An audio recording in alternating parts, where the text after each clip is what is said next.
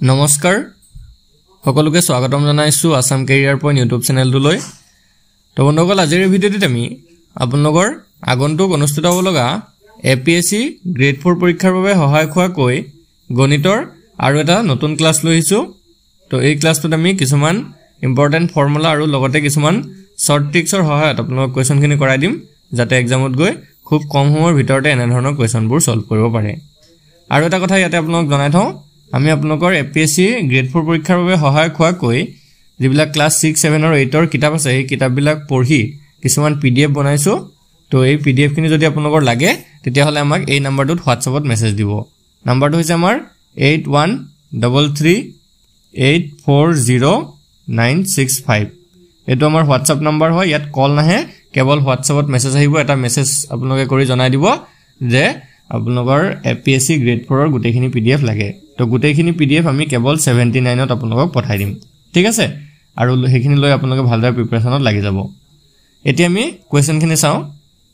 তো ফাৰ্ষ্ট কুৱেশ্যনটো কি দিছে, তিনিজন ল'ৰাৰ গড় বয়স 16 বছৰ। যদি তেওঁলোকৰ বয়সৰ অনুপাত 4:5:7 হয়, তেন্তে সৰু ল'ৰাটোৰ বয়স কিমান হ'ব?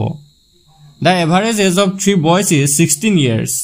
If the ratio of their ages is 4:5:7, what is the age of the younger boy? এতিয়া এই কুৱেশ্যনটো খুব এটা ইম্পৰ্টেণ্ট কুৱেশ্যন হয়, ভালকৈ চাব কেনেকৈ আমি কুৱেশ্যনটো সলভ কৰিব পাৰোঁ। এতিয়া চাওক, তিনিজন ল'ৰাৰ গড় বয়স দি থৈছে কিমান? 16 বছৰ, হয়নে? তিনিজন ল'ৰা আছে আৰু সিহঁতৰ গড় বয়সটো দি থৈছে কিমান? 16 বছৰ, হ'লনে? 16 ইয়াৰ।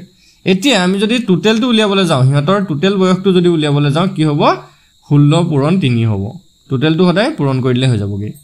তো 16 3 গুণ কিমান হ'ব? 3 6 গুণ 18, 8 কৰিলে 1, 3 গুণ 3 = 4, 48।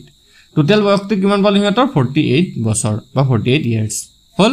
এতিয়া আমাৰ অনুপাত এটাও দি থৈছে যে সিহঁতৰ বয়সকেইটাৰ অনুপাত হৈছে 4:5:7। তো আমি এটাক 4x বুলি ধৰি ল'ম, এটা বয়সক, আৰু এটাৰ বয়সক 5x বুলি ধৰি ল'ম, আৰু এটা ল'ৰাৰ বয়সক আমি 7x বুলি ধৰি ল'ম, ঠিক আছে? ভালকৈ মন কৰিব, এজনৰ বয়স 4x, আৰু এজনৰ বয়স 5x, আৰু এজনৰ বয়স 7x। আটাইতকৈ সৰুটো হৈছে 4x, মাজুটো হৈছে 5x, আৰু আটাইতকৈ ডাঙৰটো হৈছে 7x হ'ল। আৰু সিহঁতৰ টোটেলটো দিয়ে থৈছে, আমাৰ টোটেলটো আমি উলিয়াই লৈছোঁ 48। মানে কি হ'ব তেতিয়া ইয়াত? 4x + 5x + 7x = কিমান? 48। তো ইয়াৰ পৰা আমি এতিয়া xৰ মান উলিয়ামগৈ। তো 4 পাছে হৈ গ'লগৈ 9, 9 হাতে 16, 16x = 48। এতিয়া ইয়াৰ পৰা xৰ ভেলুটো ওলাব। তো x = কি হ'ব? 48/16। x = 48/16। 16 যদি 48ক কাটো 3 বাৰ যাব। তো আমি xৰ ভেলুটো পাই গ'লোঁ কিমান? 3, হয়নে? xৰ ভেলুটো আমি পাই গ'লোগৈ 3। এতিয়া আমাক কি উলিয়াব দিছে? আটাইতকৈ সৰু ল'ৰাটোৰ বয়স উলিয়াব দিছে, হয়নে? সৰু ল'ৰাটোৰ বয়স মই কৈছিলোঁ কিমান? 4x। তো 4ৰ লগত আমি 3 পূৰণ কৰি দিম, এইটো আমাৰ উত্তৰটো ওলাই যাব। 3 4 গুণ কিমান? 12। তো আটাইতকৈ সৰু ল'ৰাটোৰ বয়সটো হৈছে 12 বছৰ হ'ব। অপশ্যন ইয়াতে চিটো হৈ যাবগৈ কাৰেক্ট এনচাৰ। বুজি পাইছে সকলোৱে? সকলোৱে বুজি পাইছে চাগে? আটাইতকৈ ডাঙৰটো যদি উলিয়াব দিলেহেঁতেন তেতিয়া এইটো 7x হ'লহেঁতেন, তেতিয়া এইটো 7 3 গুণ হৈ গ'লহেঁতেন 21 বছৰ। বুজি পাইছে? 21 বছৰ হ'লহেঁতেন। যদি মাজুটো উলিয়াব দিলেহেঁতেন তেতিয়া 5 3 গুণ 15 বছৰ হ'লহেঁতেন। ক্লিয়াৰ হৈছে চাগে? তো আগবাঢ়ো নেক্সট কুৱেশ্যনটোলৈ। নেক্সট কুৱেশ্যনটো কি দিছে চাওক, ABC তিনিজনৰ গড় বয়স 20 বছৰ। ABC তিনিজন ব্যক্তি আছে আৰু তেওঁলোকৰ গড় বয়সটো হৈছে 20 বছৰ। যদি A আৰু Bৰ গড় বয়স 19 বছৰ হয়, তেন্তে Cৰ বয়স কিমান হ'ব? The average age of ABC is 20 years. If the average age of A and B is 19 years, then what is the age of C? এতিয়া ইয়াত ভালকৈ চাব, A, B আৰু Cৰ গড় বয়সটো দি থৈছে আমাৰ কিমান? 20 বছৰ। এতিয়া যদি আমি সিহঁতৰ টোটেল বয়সটো উলিয়াই দিওঁ, মানে A + B + C কৰি দিওঁ, টোটেলটো কৰি দিওঁ, তেতিয়া কি হ'ব? এইটো 20 × 3 নহ'ব জানো? মই কি কৈছোঁ? পূৰণ কৰি দিলে হৈ যাব। তো 20 3 গুণ হৈ যাবগৈ 60। A, B আৰু Cৰ মুঠ বয়সটো হ'বগৈ 60 বছৰ। ভালকৈ মন কৰিব। তাৰপিছত A আৰু Bৰ গড় বয়স দি থৈছে, A আৰু Bৰ গড় বয়সটো দি থৈছে 19 বছৰ। তো ইয়াত যদি আমি A আৰু Bৰ মুঠটো উলিয়াই দিওঁ, A আৰু Bৰটো যদি মুঠ উলিয়াই দিওঁ, তেতিয়া এইটো হৈ যাব 19 + 2, কাৰণ A আৰু B দুটা মানুহ আছে অকল। তো 19 দুগুণ কিমান হ'বগৈ? এইটো হ'বগৈ 38 হ'ল। এতিয়া এটা কথা মন কৰিব, A, B, C তিনিজনৰ যোগ কৰিলে মুঠ ওলাই 60 বছৰ। A আৰু B দুজনৰ যোগ কৰিলে ওলাই 38 বছৰ। তো ইয়াতে c2 সোমাই আছে ন হাঠিত c2 সোমাই আছে তো এই 38 হাঠিৰ পৰা 38 টো যদি মাইনাস কৰি দিয়া তেতিয়া আমাৰ আনসাৰটো ওলাই যাবগে তো হাঠিৰ পৰা যদি 38 টো মাইনাস কৰি দিও তো এটো কিমান হ'ব 10 ৰ পৰা 8 গল থাকিল 2 5 ৰ 3 গল থাকিল 2 22 বছৰ সিৰ বয়সটো আমাৰ কিমান ওলাব 22 বছৰ অপচন সি টো হৈ যাব ইয়াটো কাৰেক্ট आंसर হল ভালকে কোৱেশ্চনটো বুজি পাইছে সাগে তো আগবঢ়ো নেক্সট কোৱেশ্চন তুলে নেক্সট কোৱেশ্চন কি দিছে প্ৰথম 31 টা স্বাভাৱিক সংখ্যাৰ গড় কিমান What is the average value of the first 31 natural numbers? তো এটো উলিয়াবলে এটা সিম্পল ট্ৰিক্স আছে বা এটা ফৰ্মুলা বুলি আমি ক'ব পাৰো সো যদি হে এনা ধৰণৰ আপোনালোকৰ প্ৰথম 20 টা 30 টা 100 টা বা 50 টা যদি প্ৰথম স্বাভাৱিক সংখ্যাৰ গড় উলিয়াব দিয়ে তেতিয়া এটা সূত্ৰ আপোনালোকে মন কৰিব সূত্ৰটো হৈছে এটো n + 1/2 একদম সিম্পল ফৰ্মুলা হয় n + 1/2 n মানে হৈছে যিমানটা সংখ্যাৰ উলিয়াব দিয়ে যিমানটা সংখ্যা লৈকে উলিয়াব দিয়ে ইয়াত 31 টা উলিয়াব দিছে ন ইয়াত আমি n টো 31 ধৰিম তো এটো সিম্পল 31 যোগ 1 তাৰ পিছত 2 ৰে হৰণ কৰিলে হৈ গল 31 এক হ'ব 32 তো এটো 32/2 32ক যদি 2 ৰে হৰণ কৰো 32ক 2 ৰে হৰণ কৰিলে তো ওলাব 16 তো আমি গড়টো কিমান পাই গলো 16 বছৰ 16 এক প্ৰথম 31 টা স্বাভাৱিক সংখ্যাৰ গড় কিমান হ'ব 16 হ'ব বছৰ নহয় তো ইয়াতে আমাৰ অপচন সি টো কাৰেক্ট आंसर হ'ব বুজি পাইছে সকলে ইয়াতে যদি আমাৰ বলে দিয়ে যদি দিয়ে বলে প্ৰথম 50 টা স্বাভাৱিক সংখ্যাৰ গড় কিমান তেতিয়া এটো সিম্পল 50 + 1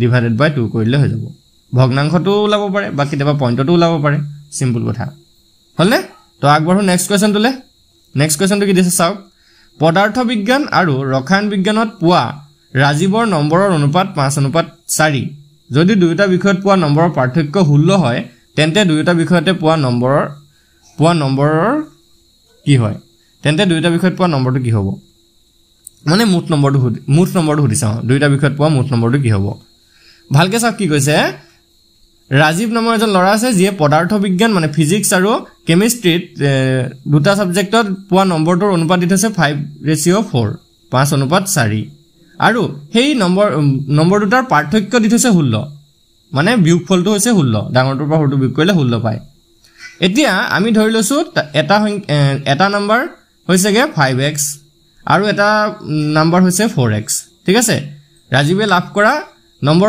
পদাৰ্থ বিজ্ঞানত 5x পাইছে আৰু ৰসায়ন বিজ্ঞান অৰ্থাৎ কেমিষ্ট্ৰিত 4x পাইছে আৰু ইয়াৰ 5x আৰু 4x ৰ ভিতৰত যদি আমি চাও 5x টো ডাঙৰ 4x টো সৰু আৰু ইহঁতৰ পাৰ্থক্যটো আমাৰ দি থৈছে মানে মাইনাস কৰিলে কিমান হ'বগে 16 হ'বগে মানে 5x - 4x কৰিলে কিমান হ'ব 16 হ'ব এটো এটা ইকুৱেচন বনি গল হয় ন চাওক এটো 5x - 4x = 16 এটো এটা ইকুৱেচন বনিলে নে ইয়াৰ পৰা আমি x ৰ ভ্যালুটো উলিয়াই ইহঁতৰ নম্বৰ দুটা উলিয়াই দিম মানে এতিয়া 5x ৰ পৰা 4x গুছি গল থাকিব অকল x সমান কিমান হ'ব 16 হ'ব হল বুজি পাইছে x সমান কিমান হৈ গল 16 এতিয়া এটা নম্বৰ আছিল 5x মানে 5 * 16 ভালকে লিখি চাই লগ ইয়াত এটা আছিল 5x হয়নে তো এটো 5 * 16 হ'ব আৰু এটা আছিল 4x তো এটো 4 * 16 হ'ব হলে নহল এতিয়া 5 16 পূৰণ কৰিলে কিমান হয় 5 আৰু 16 পূৰণ কৰিলে কিমান হ'ব তো এটো হৈ যাবগে 80 আৰু এটা আছিল 4 আৰু 16 পূৰণ কৰিলে হৈ যাব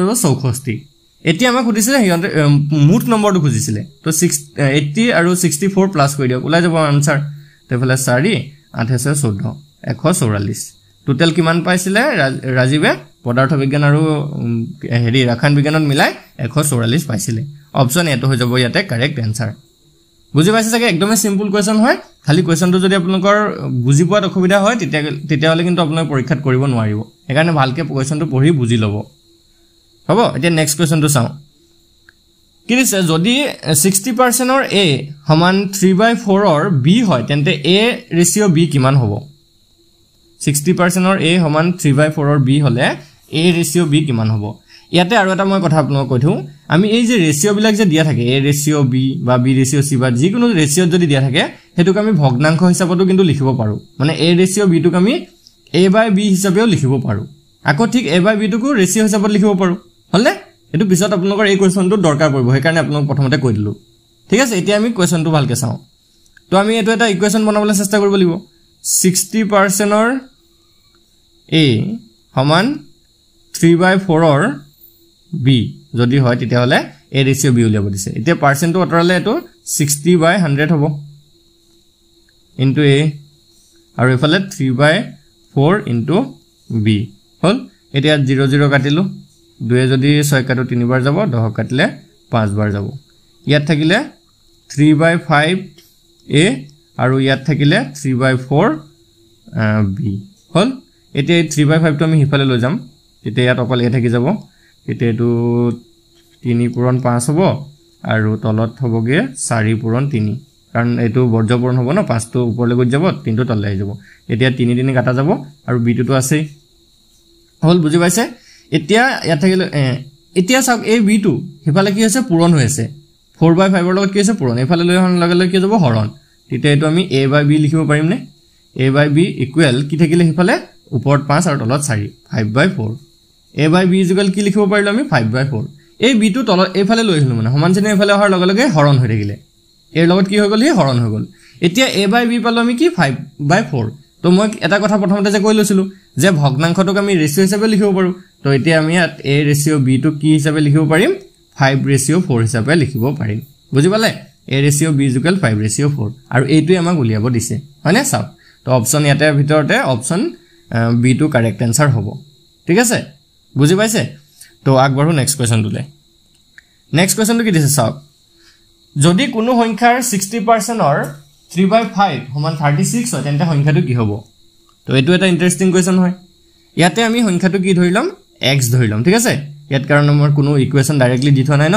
তো সেই সংখ্যাটো ধৰিলোৱা সংখ্যাটো আমি x হল এতিয়া x অৰ 60% অৰ 3/5 আমাৰ কিমান দি থৈছে 36 তেতিয়া হলে x টো কিমান হ'ব আমি উলিয়ামগে তো এটো হ'বগে x ইনটু পাৰ্চেন্ট অতৰালে তলত দেখো এটা আহিব 60/100 ইনটু 3/5 is equal 36 0 0 কাটিলো 3 2 যদি কাটো সবাক 3 বাৰ যাব 10 5 বাৰ যাব হল এতিয়া এটা যদি আমি চাও x থাকিলে ইনটু 3 3 গুণ হলগে 9 আৰু ইফালে 5 5 গুণ 25 হলে আৰু ইফালে 37 এতিয়া আমি যদি ইফালে লৈ গুজ যাও x টো ৰাখি দিলো তো ইফালে ওপৰ 37 ৰ লগত 25 পূৰণ হ'বগে আৰু তলত থাকি যাবগে ইফালে 9 টো আৰু 9 যদি আমি 36 কাটি দিও কেবাৰ যাব 9 4 গুণ 36 তো আমাৰ x ৰ ভ্যালুটো কিমান লবগে 4 পূৰণ 25 আৰু 4 আৰু 25 পূৰণ কৰিলে কিমান হ'ব 4 25 100 হল 100 ওলা লাগে x ৰ ভ্যালুটো কিমান ওলা লাগে 100 তো আমাৰ যেটো উলিয়াব লগা সংখ্যা আছিল হেতু হৈছে 100 অপচন এ আৰে ভিতৰত এটো হ'বগে কাৰেক্ট আনসাৰ অপচন এটো হৈ গল কাৰেক্ট আনসাৰ বুজি পাইছে খেলিমেল নাই লগা সকে তো আগবাঢ়িব পাৰো নেক্সট কোৱেশ্চনটোলে নেক্সট কোৱেশ্চনটো সব কি দিছে The ratio of the present ages of Sita and Gita is 8:9 respectively and the sum of their ages is 68 years. What will be the ratio of their ages after 10 years? Question to অলপ দীঘলীয়া হয় ভালকে চাব কি কৈছে Sita আৰু Gitaৰ বৰ্তমান বয়সৰ অনুপাত হৈছে 8:9 আৰু তেওঁলোকৰ বয়সৰ যোগফলটো হৈছে 68 বছৰ 10 বছৰ পিছত তেওঁলোকৰ বয়সৰ অনুপাত কিমান হ'ব So eto interesting question hoy বৰ্তমান হেতৰ যেটো বয়সৰ অনুপাত হেতু দি থৈছে 8:9 আৰু হিয়তৰ বয়সৰ যোগফলটো আমাৰ দি থৈছে 68 ঠিক আছে এতিয়া এটা সিতাৰ বয়সক আমি 8x বুলি ধৰি লৈছো আৰু গিটাৰ বয়সটোক 9x বুলি আমি ধৰি লৈছো আৰু হিয়তৰ যেটো মানে এডিশন বা যোগফল হেতু হৈছে কে 68 হল হেতু 8x + 9x = 68 তো ইয়াৰ পৰা আমি x ৰ ভ্যালুটো উলিয়ালে হিয়ত দুই গৰাকীৰ বয়সটো উলাই যাবগে এতিয়া যদি আমি চাও 8 9 হৈ যাবগে 17x = 68 হল তো এফালে x ৰ ভ্যালুটো হ'বগে 68/17 এতিয়া 17 যদি আমি 68 কাটি দিও তো এটো যাবগে 4 বাৰ হল তো x ৰ ভ্যালুটো আমি কিমান পালোগে 4 পালো তো আমাৰ সিতাৰ বয়স আছিল 8x মানে 8 * 4 8 * 4 কৰিলে কিমান হ'ব 8 4 গুণ 32 আৰু গিটাৰ বয়স আছিল 9x 9 * 4 হ'ব 9 4 গুণ হ'বগে 36 হল এগৰাকীৰ বয়স 32 আৰু এগৰাকীৰ বয়স হৈ গলগে 36 এতিয়া এটোটো বৰ্তমান বয়স হয় এই দুইটা 32 আৰু 36 আমাক খুদিছে যে 10 বছৰৰ পিছত তেওঁলোকৰ বয়সৰ অনুপাতটো কিমান হ'ব তো 10 বছৰৰ পিছত তেওঁলোকৰ বয়স কিমান হ'ব চাওক তো 10 বছৰৰ পিছত সিতা হৈ যাবগে 32 + 10 তো এটো 32 ৰ লগত 10 যোগ কৰিলে হৈ যাবগে 42 আৰু গীতা হৈ যাবগে 36 + 10 36 ৰ লগত 10 যোগ কৰিলে হৈ যাবগে 46 এতিয়া হিয়তৰ অনুপাতটো যদি চাও 42:46 হ'ব এতিয়া 42:46 টো অপচনত নাই 2 যদি আমি কাটি দিও 42 21 বাৰ যাব 46 কাটিলে 23 বাৰ যাব তো 21 অনুপাত 23 যদি অপচনত আছে চাওক অপচনত আছে অপচন ডিত আছে অপচন ডি টু হৈ যাবগে কারেক্ট आंसर বুজি পাইছে এনে ধৰণে আমি কোৱেশ্চনবোৰ সলভ কৰিব পাৰো